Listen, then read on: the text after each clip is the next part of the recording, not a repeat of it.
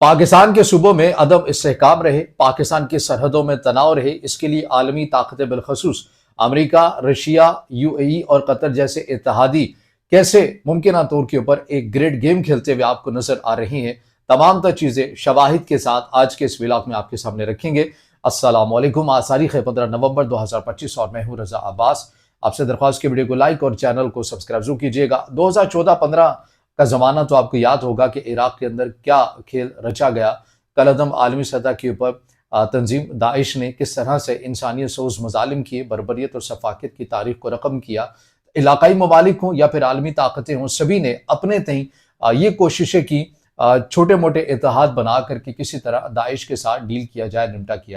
निमटा जाए इससे। ईरान ने रशिया के साथ इतिहाद किया, ईरान ने इराकी फोर्सेस के साथ इतिहाद किया, अमेरिका की जानिब से भी इतिहाद जारी और सारी रहा, लेकिन अमेरिका ने कुछ अलहदा भी अपने इतिहाद बनाए। अमेरिका की तरफ से बताया जाता है कि उन्होंने एक कुर्द फोर्सेस के साथ वाईपीजे के साथ अपना एक इतिहाद बनाया, जिसमें वाईपीजे को इक्विपमेंट दिए गए और उन्हें दाइश के खिलाफ जो है वो ट्रेन भी किया गया और उन्हें आगे लड़ने के लिए फ्रंट के ऊपर किया गया। ये इस तरह के जो इतिहाद ऑन द रिकॉर्ड है, ये चीजें यूं हुई। लेकिन इसके अंदर जो चीज मैं आपके सामने रखना चाह रहा हूं वो ये कि जो कि रिपोर्ट हुआ बीबीसी के अंदर, द गार्डियन के अंदर, सीएनएन के अंदर, वो इस तरह से हुआ कि 2015-14 के अंदर कुछ तस्वीर और वीडियोस कलअदम जमात दाइश की तरफ से जारी की जाती हैं, जिसके अंदर वो भारी तादाद के अंदर असलहा, हथियार और गाड़ियों के साथ वो वीडियोस बनाते हुए नजर आते हैं। वो तमाम तर जो चीज़ें होती हैं वो ज़्यादातर अमेरिका की होती हैं, अमेरिकी हथियार होते हैं, गाड़ियाँ उनके पास बड़ी अच्छी किस्म की, जानदार किस्म की गाड़ियाँ भी आ जाती हैं। तो उस वक्त मिडल ईस्ट के अंदर ये तासुर बहुत तेज़ी के साथ फैलने लग गया कि आखिर दाइश के पास ये अमेरिकी हथियार इतनी तेज़ी के साथ कैसे आ रहे हैं। और हम ये देख रहे हैं कि फ़ज़ा में अमेरिकी जहाज़ होते हैं और वहाँ से ये हथियार जो हैं वो तमाम चीज़ें फेंकी जाती हैं और उन एरियाज़ के अंदर फेंकी जाती है जहाँ पर दाइश है, और दाइश वाले वो हथियार लेते हैं और फिर वो इंसानियत सोज मजालिम करते हैं। और कहने को अमेरिका ये पॉलिसी अपनाए हुए है कि वो तो दाइश के खिलाफ है, लेकिन ये तो यहाँ पर दाइशी को जो असला है वो तो अमेरिका का मिलता हुआ आपको नजर आता है। इसके अंदर 2015 के अंदर सबसे पहले जो ये मामला उठा, इराकी अरकान पार्लियामेंट जो है उन्होंने अपने फोरम के ऊपर ये आवाज़ उठाई कि अमेरिकी तारे दाइश के ज़ेर कब्जा इलाकों में असलहा फेंक रहे हैं। ये दावा सबसे पहले जो है इराकी पॉपुलर मोबिलाइजेशन फोर्सेज हैं उनके कमांडर्स की जानिब से भी किया जाता है। कुछ जगहों के ऊपर मैं गलत नहीं हो तो इन्हें भी कलअदम करार दिया गया है या नहीं दिया गया, लेकिन मैं श्योर नहीं हूँ, लेकिन इनसे मुतल्लिक भी, इस तंजीम से मुतल्लिक भी कहा जाता है। अच्छा, फिर उसके बाद जो है एक और जो चीज़ हमारे सामने आती है, इसी अरसे के अंदर कई जो तज्जियाकार हैं वो ये भी सवाल उठाते हैं कि क्यों अमेरिका ने 2014-15 में दाइश को तेज़ी से फैलने दिया, क्यों उन्होंने पहली बार मौसल के सपूत 2014 पर लिमिटेड स्ट्राइक्स की, यानी महदूद पैमाने के ऊपर क्यों किया, बड़े पैमाने के ऊपर क्यों किया। इसके ऊपर अमेरिका का क्या मौक़िफ़ है वो भी मैं आपके सामने रखूंगा।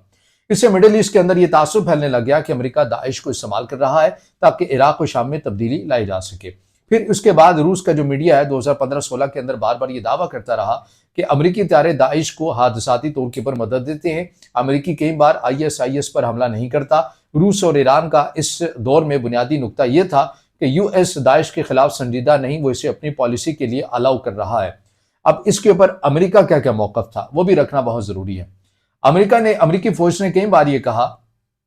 कि जो एयर ड्रॉप्स है, यानी जो जहाज़ों के जरिए असलहा चीज़ें फेंकी जाती हैं, ये कभी भी 100% एक्यूरेट नहीं होते। ये अमेरिका का दावा था। एक ऐसा मुल्क जिसके पास टेक्नोलॉजी है, जिसके पास तमाम तर वसाइल हैं, वो ये कह रहे हैं कि जब भी आप फ़ज़ाई रस्से से या फ़ज़ाई ज़रिए से आप किसी को नीचे आपने इमदाद भी देनी हो या असलहा भी देना, वो कभी भी 100% एक्यूरेट नहीं होता। वो कुछ चीज़ें जो है ना यहाँ से वहाँ हो सकता है। तो अमेरिका ने यह दावा किया।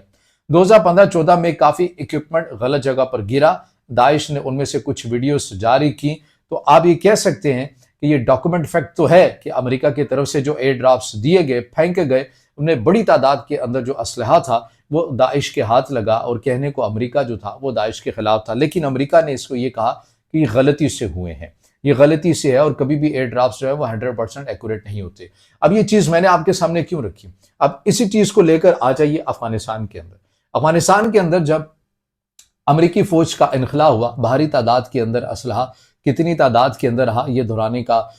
मकसद नहीं है। आपको मालूम है कि उसके नंबर्स और उसके आदाद शुमार वो क्या बताते हैं। लेकिन उस वक्त या आज के दौर के अंदर अमेरिका के सदर हैं डोनाल्ड ट्रंप, ये क्या मौक़िफ़ अपनाए हुआ है। ये कहते हैं कि अमेरिका ने तस्वीराती लिहाज से बलंडर किया, जो बाइडेन इंतजामिया ने गलती की है, तस्वीराती गलती की है और एक बड़ी तादाद के अंदर जो असलहा है वो वहां पर छोड़ दिया, जबकि इंतजामिया, अमेरिकी इंतजामिया उस वक्त गालिबन ये कहती रही कि गलती से रह गया है। एक तो ये मौकफ अपनाते रहे, दूसरा ये मौकफ अपनाते रहे कि अमेरिका ने कोई असलाह नहीं छोड़ा, बल्कि अमेरिका ने जो अफगान फोर्सेस को दिया था ताकि अफगान फोर्सेस मजबूत हो सके, ये वो असलाहा है जो तालिबान या कलदम जमातों के हाथ जो है वो लग गया है। तो यहाँ भी आपको मिलता जुलता वही मौकफ नजर आया कि गलती हुई या फिर अफगान फोर्सेस को दिया। तो ये तमाम तर चीजें मैंने आपके सामने रखी। अब इसके बाद भी ये चीज बहुत उभर कर सामने आती रही। कई मुबस्सिरीन, कई तज्जियाकार ये कहते रहे कि ये जो बड़ी तादाद के अंदर अमेरिका का असलहा यहाँ पर रह गया है, ये अमेरिका के लिए खतरा नहीं है, ये अमेरिका के मफादात के लिए भी खतरा नहीं होगा।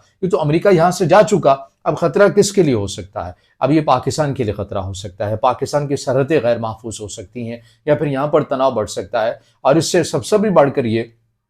कि जो सी पैक की इन्वेस्टमेंट है, सी पैक है चाइना की इन्वेस्टमेंट है इस खत्ते के अंदर और उन्हीं एरियाज के अंदर, यानी कि बलोचिस्तान के अंदर, केपी के अंदर, वो शदीद किस्म की मुतासिर हो सकती है। ये उसी वक्त बहुत ज्यादा बातें की जाने लगी और अब एन वही होता हुआ आपको नजर भी आता है। अफगानिस्तान की अगर बात कर लें, पाकिस्तान और अफगानिस्तान के दरमियान जो कशीदगी चलती हुई आपको नजर आती है। अफगान तालिबान जो है आइसोलेटेड एक रजीम है, रशिया के अलावा किसी और मुल्क ने उसके साथ ना ही उनको तस्लीम किया, ना ही उनके साथ उस तरह के ताल्लुकात आपको बनते हुए नजर आते हैं किसी और मुल्क के। लेकिन इस आइसोलेटेड रजीम को अगर कोई डिप्लोमेटिक ऑक्सीजन दे रहा है तो वो कतर दे रहा है। कतर के अंदर आपको पता है कि अफगान तालिबान का दफ्तर है, वो वहां पर कतर जो है वो तमाम तर जो रिपोर्टिंग है पाक अफगान कशीदगी के दौरान भी कतर आपको एक बैलेंस रिपोर्टिंग करता हुआ नजर आता है, अफगान तालिबान को मोतदिल दिखाता हुआ आपको नजर आता है और फिर इंसानी हमदर्दी की बुनियादों के ऊपर एक बड़े पैमाने के ऊपर इमदाद देते हुए भी नजर आता है। फिर आपको ये भी बात नहीं भूलनी चाहिए कि कतर सबसे मजबूत इत्तेहादी है अमेरिका का मिडल ईस्ट के अंदर और सेंडकॉम का एक बड़ा अड्डा है, उसकी मेजबानी करता है कतर। तो ये जो पाक अफगान कशीदगी के दौरान कहा ना अमेरिका के सदर डोनाल्ड ट्रंप की जानिब से कि मेरे लिए अफगानिस्तान की जंग को रुकवाना कोई मसला ही नहीं है, लेकिन अभी रुकवाने का मकसद नहीं है, गालिबन इसी तरह के उन्होंने कुछ अल्फाज अदा किए। तो ये जो तमाम वो चीज़ें एक नेक्सस आपको बनता हुआ नजर आता है। कहने को तो आप ये कह सकते हैं कि अफगानिस्तान के अंदर अमेरिका की अफवाज तो जा चुकी हैं, मगर वो कतर के जरिए अभी भी तमाम चीज़ों को ड्राइव करता है और कतर उसका फ्रंट फेस है और पाकिस्तान को ये कंसर्न है। लेकिन चूंकि कतर एक पाकिस्तान के साथ भी उसके अच्छे ताल्लुकात हैं, लेकिन पाकिस्तान को अंदाजा है कि कतर अफगानिस्तान के मामले के ऊपर कैसे डबल गेम करता हुआ आपको नजर आता है। लेकिन खुलकर शायद मीडिया की उस तरह से पॉलिसी नहीं है कि कतर के किरदार के ऊपर सवाल उठाया जा सके या बात की जा सके, लेकिन कतर आपको हर तरह के अफगान तालिबान को एंटरटेन करता हुआ नजर आता है। और यही वजह है कि अफगानिस्तान इन तमाम तर चीज़ों के बावजूद भी किसी मुल्क ने उनकी हुकूमत को तस्लीम नहीं किया, उनके साथ माशी कारोबार नहीं किया, मगर उसके बावजूद अगर कोई कॉन्फिडेंस रहता है तो उस कॉन्फिडेंस की वजह यह है कि कतर के जरिए बैकएंड पर मुमकिन तौर के ऊपर अमेरिका तमाम सिचुएशन को ड्राइव करता हुआ आपको नजर आता है। एक तो ये चीज है। दूसरी इस चीज के ऊपर आ जाइए, ये जो मामला है बलूचिस्तान का, जिसके अंदर ये भी रखना बहुत जरूरी है कि पाकिस्तान के इन इलाकों के अंदर चलता हुआ क्या नजर आ रहा है। मैं आपको लिए चलता हूं 3 दिसंबर 2010 को एक्सप्रेस ट्रिब्यून के अंदर सबा इम्तियाज गालिबन एक पाकिस्तान की सहाफ़ी, खातून सहाफ़ी, उनकी तरफ से एक आर्टिकल लिखा जाता है और विकीलीक्स के ज़ुमरे में ही लिखा जाता है। बताया गया, उन्होंने अपने खबर के अंदर ये लिखती हैं कि पाकिस्तान के उस वक्त के DGMO lieutenant general Ahmed Shuja Pasha, उन्होंने पार्लियामेंटेरियंस को इन कैमरा ब्रीफिंग देते हुए, यानी इन कैमरा ब्रीफिंग से मुराद ये है कि कोई भी वहां पर कैमरा अलाउ नहीं था और कोई भी वहां पर सहाफ़ी नहीं होता और कोई मतलब सिर्फ जिम्मेदार लोग ही वहां पर मौजूद होते हैं, कोई दूसरा नहीं होता सिक्योरिटी पॉइंट ऑफ व्यू से। तो ये जब ब्रीफिंग दे रहे होते हैं DGMO lieutenant general Ahmed Shuja Pasha, ये कहते हैं कि जब बलूचिस्तान की सूरत हाल नॉर्मल नहीं हो रही और यहाँ पर बदअमनी है, हमारे पास इंटेलिजेंस बुनियादों के ऊपर ये शवाहिद मौजूद हैं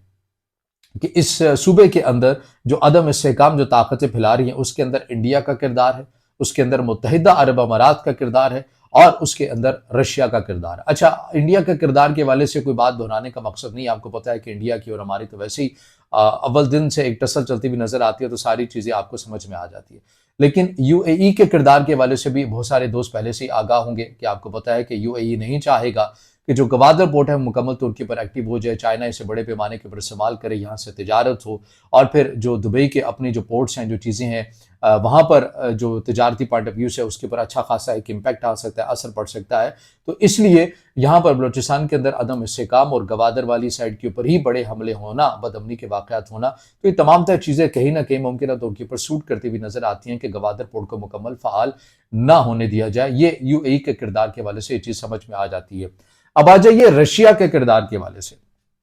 आप कहेंगे कि चलिए यूएई का तो अपना मुफाद हो गया, इंडिया की हमारे साथ वैसे टसल चलती हुई नजर आ रही है, रशिया को इस मामले के ऊपर क्या किरदार है, जो डीजीएमओ ने 2010 के अंदर जो चीज हमारे सामने रखी, उसकी क्या वजह। देखिए, मैं आपको इस बात को इस तरह से समझाता हूं कि रशिया और चीन के जो ताल्लुकात हैं, कितने मजबूत ताल्लुकात हैं। मतलब रशिया और यूक्रेन वार हुई, मगरबी दुनिया की तरफ से रशिया के ऊपर पाबंदियां लगा दी जाती हैं, रशिया की मीशत को कमजोर करने की कोशिश की जाती है, और ऐसे में चीन उठता है और चीन रशिया के साथ अपनी तिजारत को कई गुना बढ़ा देता है ताकि रशिया की जो मीशत है उसे सहारा मिल सके, और रशिया की जो मीशत है वो मजीद मुस्तहकम हो जाती है, मजीद मजबूत हो जाती है, उससे जंग के ऊपर कोई असर उसके ऊपर नहीं पड़ता है। मगर उसके बावजूद भी चाइना के अपने मुफादात हैं, रशिया के अपने मुफादात हैं। चाइना अब भी ये चाहता है कि आलमी सतह के ऊपर, इलाकाई सतह के ऊपर उसका कंट्रोल, उसका असर और रसूख ज्यादा बढ़े, और यही किरदार रशिया का भी आपको नजर आता है। और ये जो तरक्की पजीर ममालिक होते हैं, जैसे हम पाकिस्तान की अगर हम बात करें, तो ऐसे ममालिक के वो सूबे, वो जगह जो तस्वीराती लिहाज से इंतहाई अहमियत की हामिल होती हैं, जहाँ पर कुदरती वसाइल होते हैं, जहाँ पर मादनी ज़खायर बड़ी तादाद के अंदर होते हैं, वहाँ पर ऑटोमेटिकली जो बड़ी जो ताकतें होती हैं, उनका किरदार वैसे ही जाहिर होना शुरू हो जाता है। तो यहाँ पर जो रशिया का किरदार मुझे जो समझ में आता है, एक असेसमेंट के तौर के ऊपर जो चीज़ मैं आपके सामने रखना चाह रहा हूँ, वो ये है कि रशिया ने ये ज़रूर चाहा कि बलूचिस्तान एक पाकिस्तान का एक बड़ा सूबा है, तस्वीराती लिहाज से है, समंदर के साथ लगता है, यहाँ पर मादनी ज़खायर बड़ी तादाद के अंदर मौजूद हैं, तो क्यों ना ऐसे नॉन स्टेट एक्टर को मुमकिन तौर के ऊपर सपोर्ट किया जाए और इनके ऊपर अपना कंट्रोल जमाया जा सके, इन्हें हर तरह से एंटरटेन किया जा सके, और फिर इनकी बुनियाद के ऊपर पाकिस्तान से बार्गेन किया जा सके कि देखिए, अगर आप अपने इस सूबे के अंदर अमन चाहते हैं तो आइए हमारे साथ बैठिए, हमारे साथ टेबल के ऊपर बैठिए, और फिर हिस्सा और तमाम चीज़ों को डिवाइड कीजिए, और फिर हम यहाँ पर आपको आप ही के सूबे के अंदर जो है यहाँ पर अमन व अमान की जो सूरत हाल है उसे बरकरार रख कर दिखाएंगे। तो ये आपको एक पैटर्न नजर आता है। ये कोई अलहदा बात नहीं कर रहा, कोई अजीब सी बात नहीं। यही मॉडल आपको अफ्रीकन कंट्रीज के अंदर भी नजर आ रहा है, जहां पर आप रशिया का किरदार देखें, जहां पर आप बरतानिया का किरदार देखें, जहां पर आप फ्रांस का किरदार देखें, जहां पर आप चीन का किरदार देखें, अमेरिका का किरदार देखें, वहां भी ऐसी सूरत हाल बनती है, क्योंकि कुदरती वसाइल वहां पर माला माल है, वहां पर खाना जंगी होती है, लोग आपस में लड़ते हैं, उसके बाद सालिसी के जुमरे के अंदर ममालिक आते हैं, अपना कंट्रोल संभालते हैं, और फिर करते करते उन मादनी वसाइल के ऊपर अपना एक अच्छा खासा कंट्रोल और ग्रिप और अपनी कंपनीज जो है वो वहां पर बिठाना शुरू कर देते हैं। तो ये वो तमाम तर चीजें हैं जो पाकिस्तान को लेकर डिजाइन की जा रही हैं, और इसके अंदर पाकिस्तान के जिनके साथ सिफारती ताल्लुकात अच्छे नहीं है उनके साथ क्या गिला किया जा सके, लेकिन पाकिस्तान के जो इंतहाई मजबूत तरीन इत्तेहादी ममालिक हैं उनकी क्या रविश है, वो कैसे पॉलिसी अपनाते हुए पाकिस्तान के अगेंस्ट मुमकिन तौर के ऊपर आपको नजर आते हैं। ये तमाम तर वो चीज़ें जो कुछ खबरों की हद तक, तज्जियों की हद तक, और जो एक बतौर तालिब सहाफ़त के जो मैं समझ सका हूँ तज्जिए के तौर के ऊपर आपके सामने वो तमाम तर चीज़ें जो है समझने की और ख़ुद भी समझाने की, और आपको किसी हद तक बात समझ में आ जाए कि कैसे पाकिस्तान को एक ग्रेट गेम के साथ जोड़ा जा रहा है, और पाकिस्तान के अंदर इन दो सूबों के अंदर बिलखसूस केपी और बलूचिस्तान की जो सरहदें हैं, या यहाँ पर तनाव आपको क्यों नजर आ रहा है, उसकी एक मुमकिन वजूहात क्या हो सकती हैं। ये तमाम चीज़ें मैंने आपके सामने रखी हैं। अब इससे जुड़ा आपका कोई सवाल हो या राय हो तो ज़रूर कमेंट में इज़हार ख्याल कीजिएगा, मुझे अपनी आरा से भी ज़रूर आगाह कीजिएगा, वीडियो को लाइक कीजिएगा, दोस्तों के साथ शेयर कीजिएगा, और चैनल को सब्सक्राइब भी।